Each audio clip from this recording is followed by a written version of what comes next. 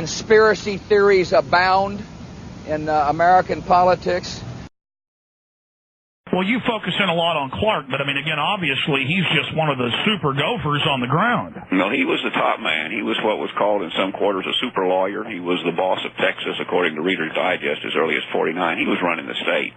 And he had the trust of these men in power, and he could bring them together and keep them together and make sure the cover-up worked. And well, by super gopher, I mean kind of a Henry Kissinger to the elite.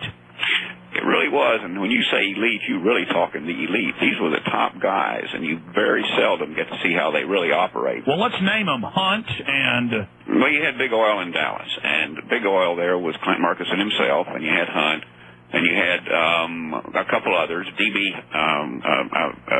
Dryhole Bird, he was called, and he owned the Texas School Book Depository. Fort Worth picked up a few.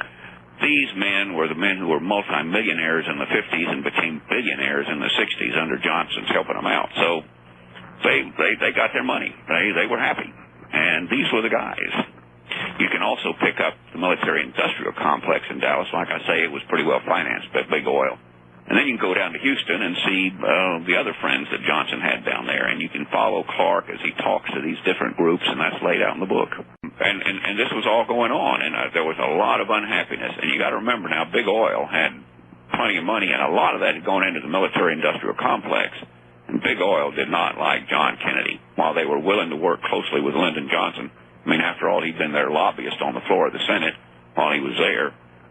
They were really unhappy with John Kennedy. What's on Saturday? No, in fact, my son is getting married, so I'm going to be at a wedding ceremony. Is that your son, the press secretary? That's the one. Wow.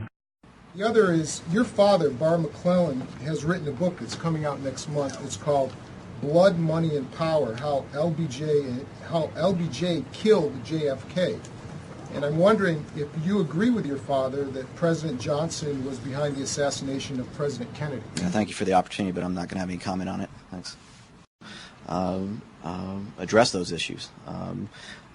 Since one of the many angry and ugly charges currently being made against the president is that his raising so much money for his reelection from the big and wealthy shows that he cares for them more than for others. My question is, what are your plans as his top spokesman to try to end the practice at the last two presidential news conferences of scripting in advance those reporters to be recognized who are all from media that are big and wealthy and giving no chance to ask a question? I think the president. I think the president. I think the president called. I think the president took some 17 different questioners, I believe, last time, and he chose them from the audience, and it's a wide range.